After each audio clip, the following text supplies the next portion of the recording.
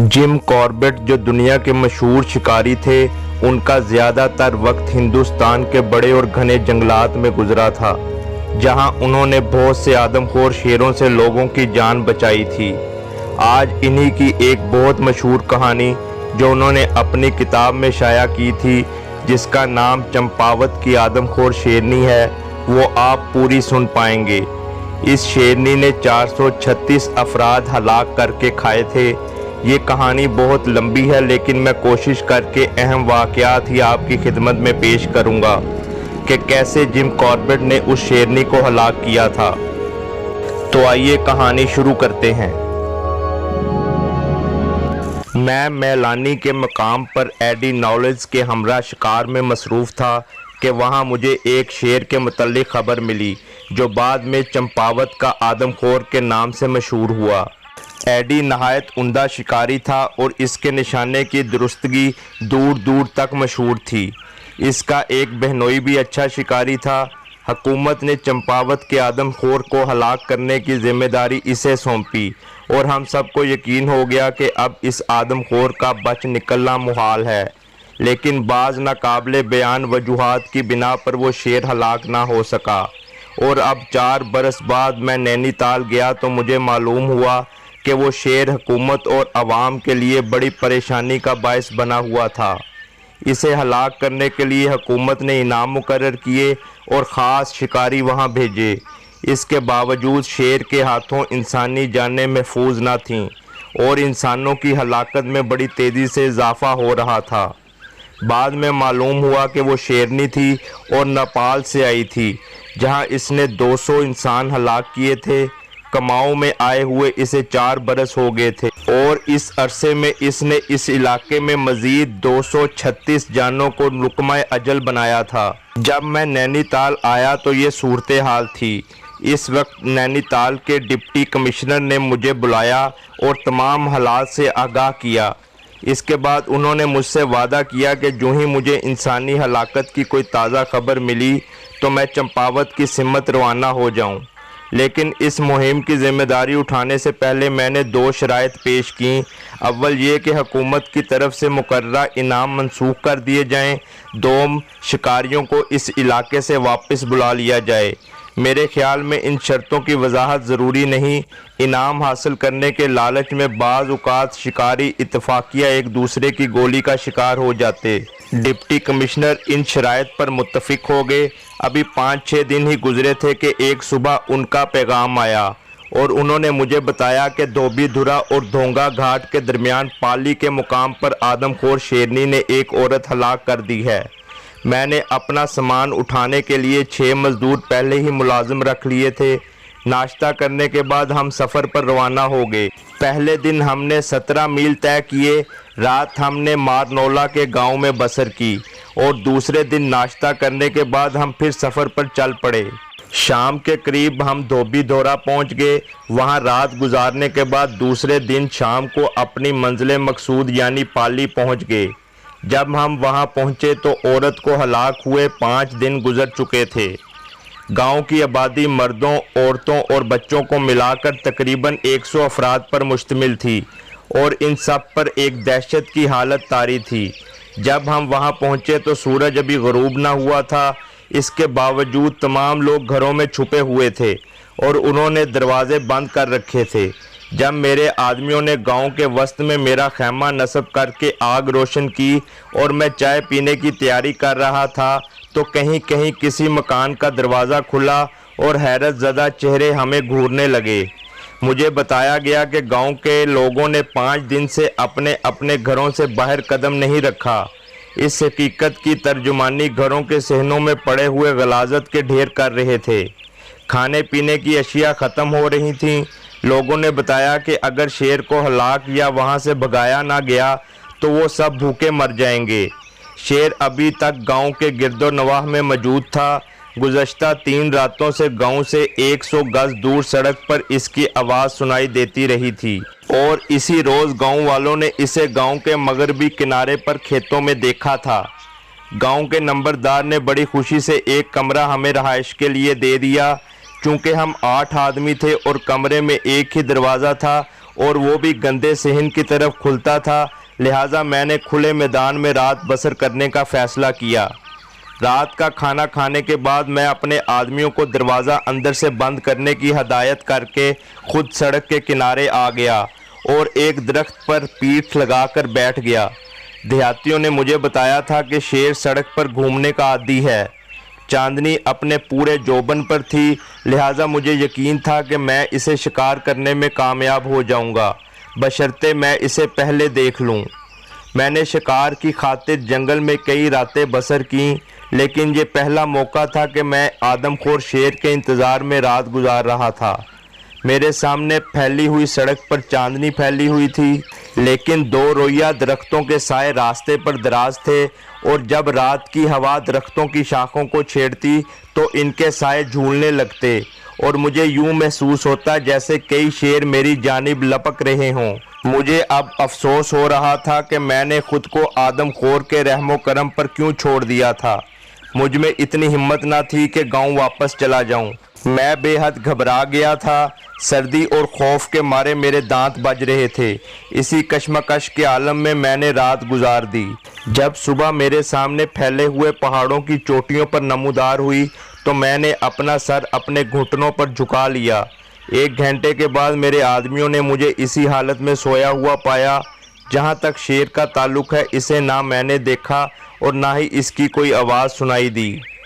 جب میں گاؤں واپس آیا تو مجھے زندہ دیکھ کر گاؤں کے لوگ حیران رہ گئے۔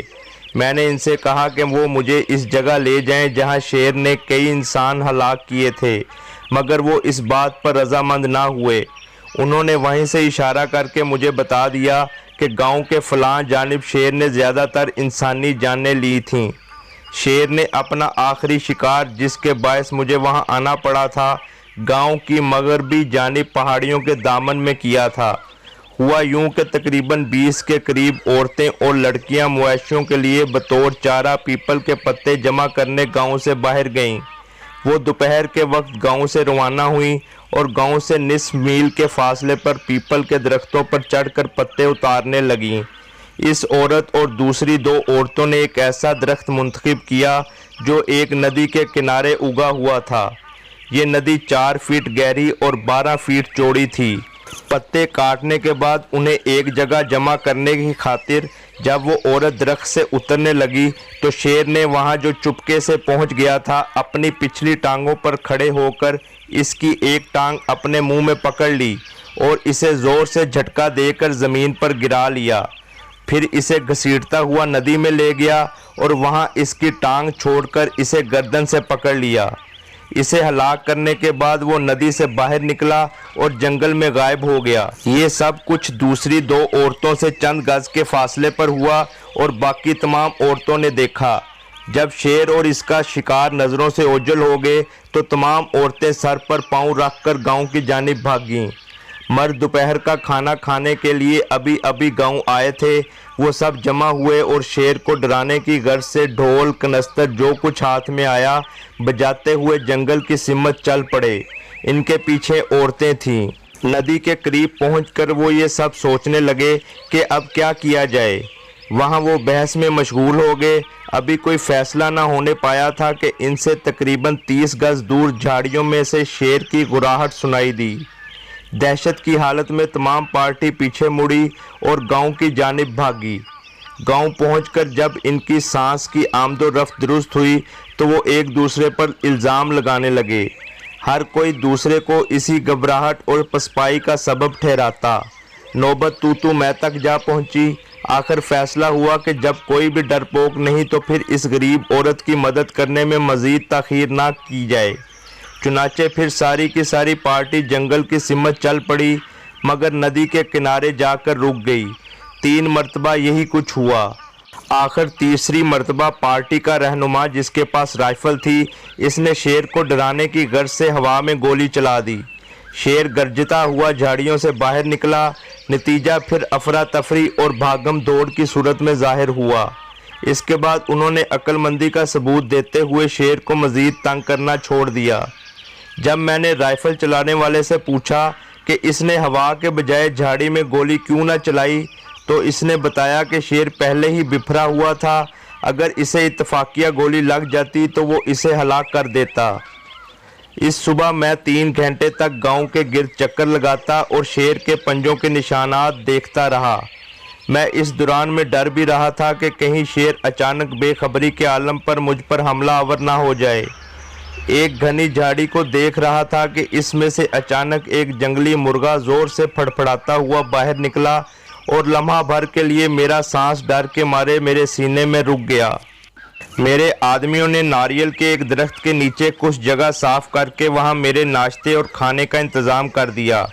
नाश्ते के बाद गांव के नंबरदार ने मुझसे दरख्वास्त की कि मैं खेतों में देहातियों के साथ चलूं और जब तक वो गंदम काटे इनकी हिफाजत करता रहूं। इसने कहा कि अगर फसल अब ना काटी गई तो फिर कभी ना काटी जाएगी और लोग भूखे मर जाएंगे, क्योंकि लोगों पर इस कदर दहशत तारी हो चुकी है कि वो अपने अपने घर से निकलने को तैयार नहीं। निस्फ घंटे बाद तमाम देहाती जल्दी जल्दी फसल काट रहे थे और मैं राइफल से पहरा दे रहा था। शाम होने तक तमाम देहाती फसल काट कर अपने अपने घर ले गए। गांव की सफाई की हालत अब पहले से बहुत बेहतर हो गई थी और नंबरदार ने एक दूसरा कमरा मेरे इस्तेमाल के लिए मुहैया कर दिया था। रात को सोने से पहले मैंने दरवाज़ा खोलकर इसके आगे खारदार झाड़ियाँ बांध दी और गुज़श्ता शब का रत जगह जी भर कर पूरा किया। दरवाज़ा मैंने इसलिए खुला रखा था कि कमरे की गंदी हवा खारिज होती रहे। मेरी मौजूदगी से गांव वालों के हौसले बुलंद हो रहे थे। अब वो इधर उधर आज़ादाना तौर पर घूमने लगे थे, लेकिन अभी तक इनके अंदर इतना एतमाद पैदा ना हुआ था कि मुझे इन जगहों पर ले चलें जहां शेर ने वक्तन फ़वक्तन आदमी हलाक किए थे और जो मेरे नज़दीक बेहद अहम जगहें थीं। वो लोग अपने गिरदो पेश की ज़मीन के चप्पे चप्पे से वाकिफ़ थे। अगर वो चाहते तो मुझे वो जगह दिखा भी सकते थे जहां शेर के मिलने का इम्कान हो सकता था। ये तो हकीकत थी कि आदमखोर एक शेर था, मगर अभी तक ये पता ना चला था कि वो जवान था या बूढ़ा। सुबह नाश्ते से फारग होने के बाद मैंने देहातियों को बताया कि मुझे अपने आदमियों के लिए गोश्त की ज़रूरत है और वो मुझे ऐसी जगहें बताएं जहां जंगली बकरे शिकार किए जा सकते हों। देहातियों ने मुझे इस पहाड़ी का बता दिया जो गांव के मशरक़ की तरफ थी। मैंने इनसे कहा कि मैं इनके लिए भी 2 बकरे शिकार करके लाऊंगा। इससे वो बड़े खुश हुए और इनमें से 3 आदमी मेरे साथ चलने पर रजामंद हो गए। जब हम दोपहर के करीब शिकार से लौटे तो अपने लिए शिकार पाकर गांव वाले बड़े खुश हुए और मैंने बड़ी हद तक इनका एतमाद हासिल कर लिया। अब वो मुझे वो जगह बखुशी दिखाने को तैयार थे जहां चंद रोज़ पहले शेर ने अपना आखिरी शिकार किया था। मैंने एक देहाती के अलावा इन 2 औरतों को भी अपने साथ ले लिया जिन्होंने चंद गज के फासले से वो सारा अफसोसनाक मंजर देखा था। जाए वकुआ पर पहुंचकर ज़मीन को बगौर देखने के बाद मुझे मालूम हो गया कि शेर फ़कत एक तरफ से दरख्त की जानिब आ सकता था, यानी नदी की तरफ से। दरख्त से 100 गज दूर नदी में दाखिल होते ही मुझे एक जगह साफ ज़मीन पर शेर के पंजों के निशानात दिखाई दिए। इन निशानात से मैंने अंदाज़ा किया कि वो शेरनी के निशानात थे और वो जवानी की उम्र से गुजरकर उधेड़ उम्र में दाखिल हो चुकी थी। नदी से ज़रा ऊपर दरख्त से 10 गज इस तरफ शेरनी एक चट्टान के अकम में लेटी रही थी, शायद इस इंतज़ार में कि कब औरत दरख्त से नीचे उतरे। इस गरीब औरत ने अपनी ज़रूरत के मुताबिक सबसे पहले पत्ते काटे थे और जब वो दरख्त से उतर रही थी तो शेरनी घसीटती हुई दरख्त के पास पहुंच गई और पिछली टांगों पर खड़े होकर इसने औरत का पाँव अपने मुंह में ज़ोर से पकड़ लिया और फिर इसे घसीटती हुई नदी में ले गई। शाखों के टूटने से पता चलता था कि बेचारी औरत ने किस तरह शिद्दत के साथ इनसे चिमटे रहने की कोशिश की थी। जहां शेरनी ने इस औरत को हलाक किया था वहां पर इन दोनों के दरमियान कशमकश के निशानात मिलते थे और ज़मीन पर खून के धब्बे भी थे। वहां से खून की एक खुश्क लकीर नदी के अंदर से गुजरती हुई दूसरे किनारे तक गई थी। वहां से हम झाड़ियों तक गए जहां शेरनी ने औरत को खाया था। ये एक आम यकीन है कि शेर अपने इंसानी शिकार का सर, हाथ और पाँव नहीं खाता। ये दुरुस्त नहीं। अगर आदमखोर को शिकार खाते वक्त छेड़ा ना जाए तो वो सब कुछ खा जाता है, हत्ता के खून में भरे हुए कपड़े भी। ये मैंने अक्सर देखा है। झाड़ियों के अंदर हमें औरत के फटे हुए कपड़े और चंद हड्डियां मिलीं, जिन्हें हमने लपेट लिया। चाय के बाद मैं एक और जाए वो कुआं का जायज़ा लेने के लिए गया। गांव से अलग सड़क की दूसरी सिमत एक किसान की थोड़ी सी खेती थी। ज़मीन के मालिक किसान ने खेत से थोड़े फासले पर पहाड़ी के दामन में एक अपनी छोटी सी झोंपड़ी बना रखी थी। वहाँ वो अपनी बीवी और 2 बच्चों के हमरा रहता था। इनमें से एक लड़का और एक लड़की थी। लड़के की उम्र 4 बरस थी और लड़की की उम्र 6 बरस थी। एक दिन दोनों बहन भाई पहाड़ी पर घास काट रहे थे कि अचानक शेरनी इनके सामने आ खड़ी हुई और लड़की को उठाकर ले गई। इनकी माँ भी करीब ही खड़ी थी। अपनी बच्ची को यूं हाथ से निकलते देखकर वो अपनी छड़ी घुमाती हुई शेरनी के ताक़ुब में भागी। सड़क पर खड़े देहाती इसकी बहादुरी देखकर हैरान रह गए। लड़की को तकरीबन 100 गज दूर ले जाकर शेरनी ने इसे ज़मीन पर रख दिया और एक गर्ज के साथ इसकी सिमत लपकी। बहादुर औरत पूरी रफ्तार के साथ गांव की जानिब भागी।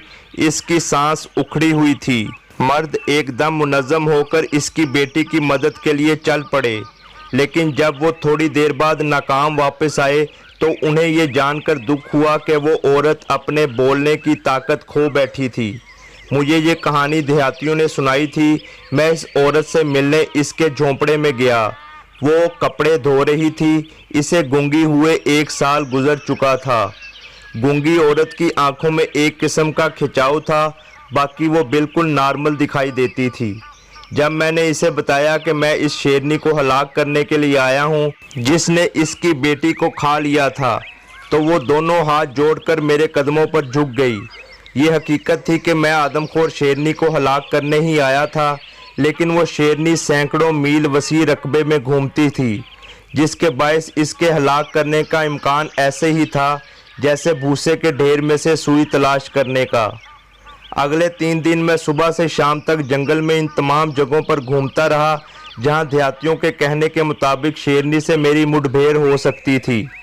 हालात से मुझे अंदाज़ा हो गया कि शेरनी वो इलाका छोड़ चुकी है, लिहाजा मैंने पाली के बशिंदों के दुख का अंदाज़ा करने के बावजूद वहां से 15 मील मशरिक की सिमत मौजा चंपावत जाने का फ़ैसला कर लिया। हम नूर के तड़के चल पड़े। नाश्ता ढोंगा घाट में किया और शाम पड़ने से पहले मंजिल मकसूद पर पहुंच गए। इस इलाके की सड़कें गैर महफूज समझी जाती थीं, इसलिए आदमी टोलियों की सूरत में एक गांव से दूसरे गांव तक सफ़र करते थे। जब हम ढोंगा घाट से रवाना हुए तो हमारी पार्टी के साथ आसपास के देहात के मुसाफिर भी शामिल होते गए। चंपावत पहुंचने तक हम 30 आदमी हो चुके थे। जब हम चंपावत पहुंच गए तो कुछ देर बाद दूर पहाड़ी पर मुझे एक आदमी अपनी सिम तेज़ तेज़ कदमों से आता दिखाई दिया। वो कभी चलने और कभी भागने लगता। मैं जान गया कि वो कोई अहम खबर लेकर आया है। तहसीलदार साहब से वहीं ठहरने को कहा और मैं इस आदमी की तरफ तेज़ी से चलने लगा। मुझे अपनी सिम्मत आता देखकर वो शख्स एक चट्टान पर बैठकर सांस लेने लगा। जब मैं इसके करीब पहुंचा तो वो घबराई हुई आवाज़ में कहने लगा, साहब जल्दी करें, आदमखोर शेर ने अभी अभी एक लड़की हलाक कर दी है। तुम यहीं बैठे रहो, मैं अभी आता हूँ।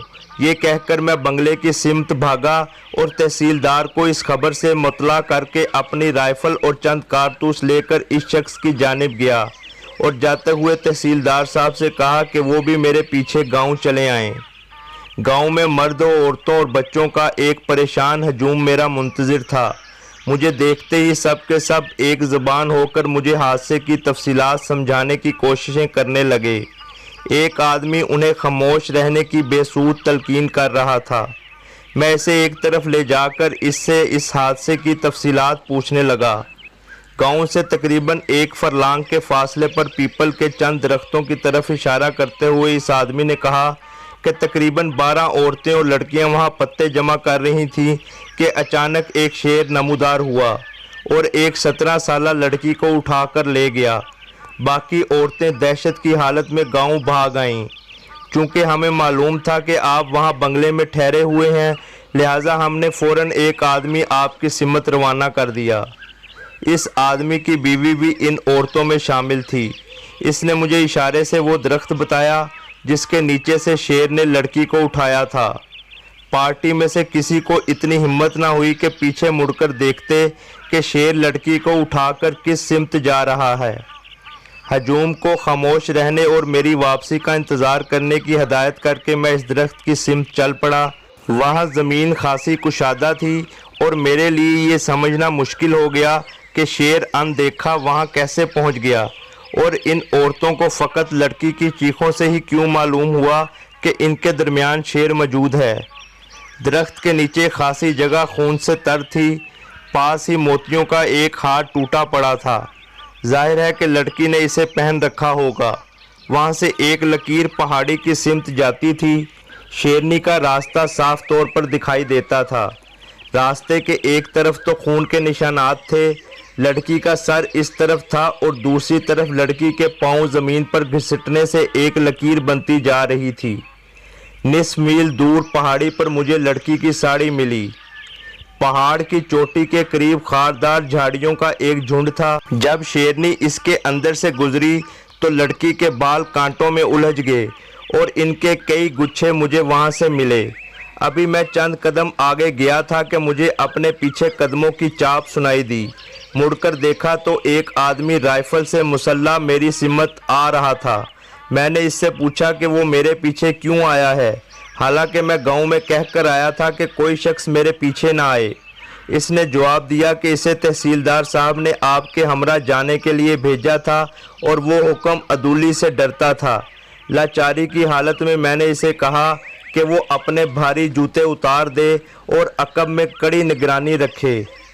झाड़ियों से निकलकर खून की लकीर तेज़ी से बाएं जाने मुड़ गई थी और वहाँ से इसका रुख बांस के घने जंगलात की तरफ हो गया था। वहाँ से 100 गज नीचे एक गहरी नदी थी जिसमें से गुजरते हुए शेरनी को खासी दिक्कत का सामना करना पड़ा होगा। इस हकीकत की तर्जुमानी नदी के किनारे उखड़ी हुई मिट्टी और पत्थर कर रहे थे। नदी अबूर करके हम 500-600 गज आगे बढ़ गए। मेरा साथी लम्हा ब लम्हा ज़्यादा परेशान होता जा रहा था। कई बार इसने मेरा बाजू पकड़कर भराई हुई खौफजदा आवाज़ में सरगोशी की कि इसे शेरनी की आवाज़ सुनाई दे रही है। कभी वो बाएं, कभी दाएं और कभी अकब की सिमत इशारा करता। थोड़ी देर आगे चलकर हमारे सामने चट्टानों की एक दीवार आ गई जो तकरीबन 30 फीट बुलंद थी। मैंने अपने साथी से कहा कि वो इस चट्टान पर चढ़ जाए और मेरी वापसी का इंतज़ार करे।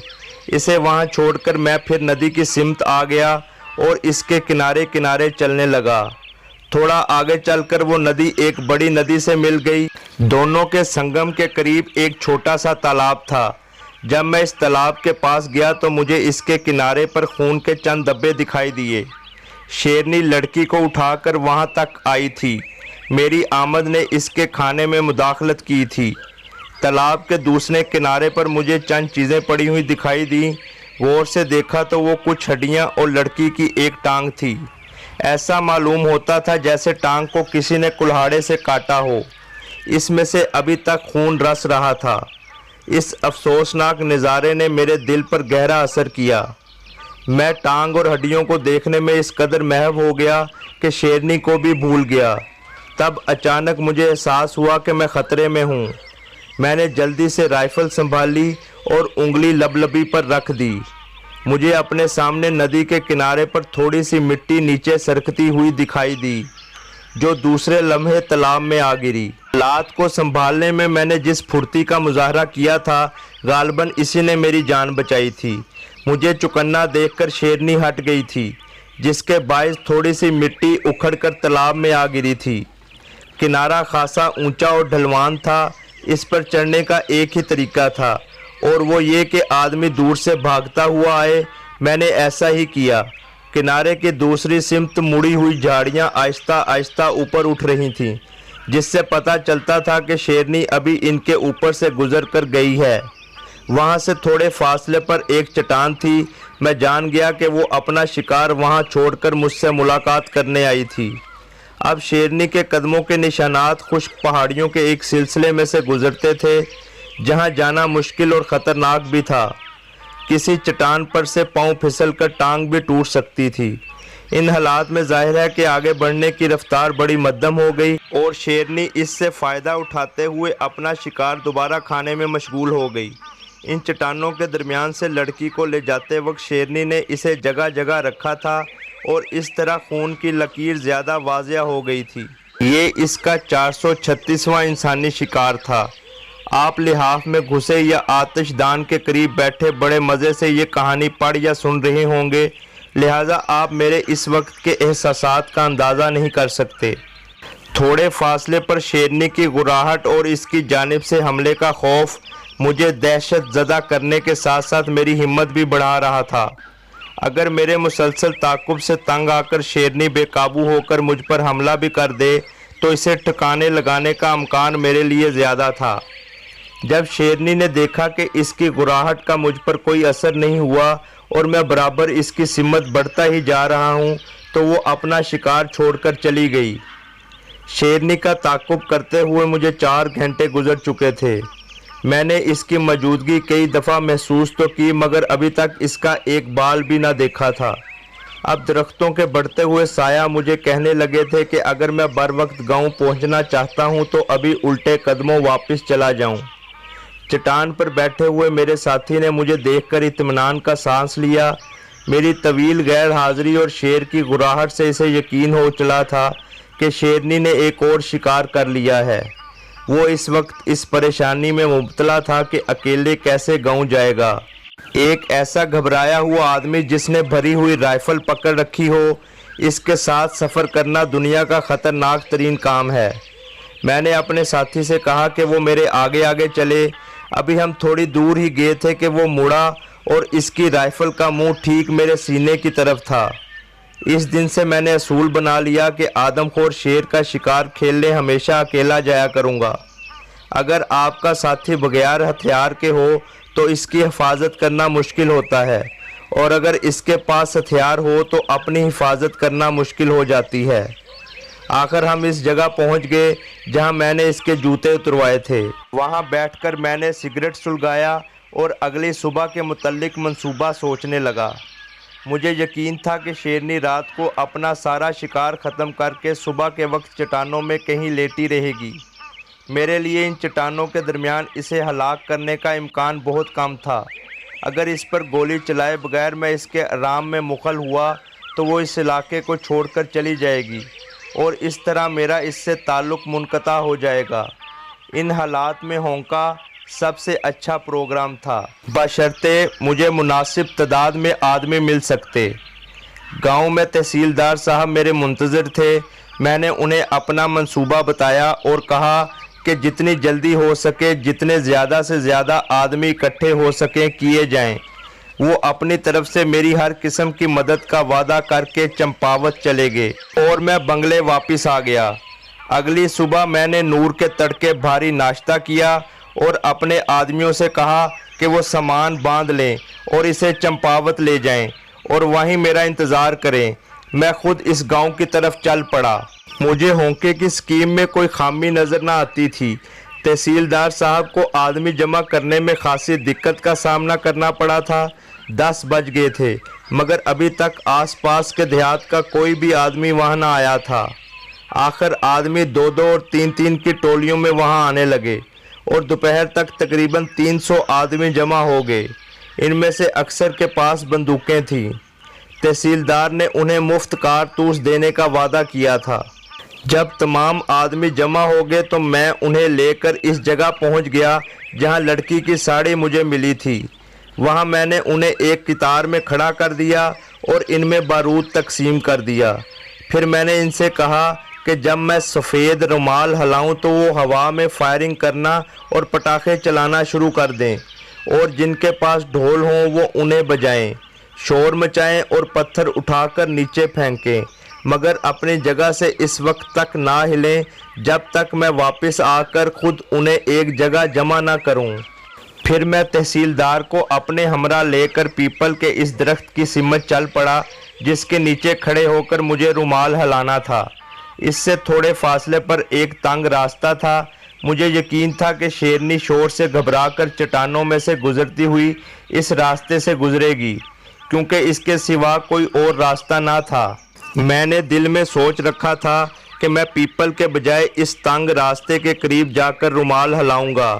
پیپل اور اس تنگ راستے کا درمیانی فاصلہ تقریباً 150 گز تھا۔ جب میں پیپل کے قریب سے گزرا تو پہاڑی پر کھڑے آدمیوں نے سوچا کہ میں رومال ہلانا بھول گیا ہوں، لہٰذا انہوں نے خود ہی گولیاں چلانا، شور مچانا اور ڈھول پیٹنے شروع کر دیے۔ اس غیر متوقع بات سے میں قدرے گھبرا گیا اور تحصیلدار کو جلدی سے پیپل کے عقب میں چھپا کر خود تیزی سے اس تنگ راستے کی طرف بھاگا۔ راستے کے قریب کوئی 2 فٹ اونچی گھاس تھی۔ چونکہ اب بہتر جگہ تلاش کرنے کے لیے وقت نہ تھا، لہٰذا میں پہاڑی کی طرف پشت کر کے گھاس میں دبک کر بیٹھ گیا۔ اگر میں وہاں خاموش بیٹھا رہتا تو شیرنی مجھے دیکھ نہ سکتی تھی۔ میرے سامنے والی پہاڑی پر لوگ شور مچا رہے تھے۔ تنگ راستہ میری بائیں جانب تھا۔ پہاڑی پر ایک قیامت برپا تھی۔ جب یہ شور اپنے عروج پر تھا تو مجھے شیرنی دکھائی دی۔ وہ میرے سامنے داہنی طرف دونوں ندیوں کے درمیان ایک ڈھلوان پر سے چھلانگیں لگاتی ہوئی چلی آ رہی تھی اور وہ مجھ سے تقریباً 300 گز دور تھی۔ ابھی وہ تھوڑا آگے آئی تھی کہ تحصیلدار نے درخت کے نیچے سے اس پر 2 گولیاں چلا دیں۔ گولیوں کی آواز سن کر شیرنی مڑی اور جدھر سے آئی تھی اسی سمت چلی گئی۔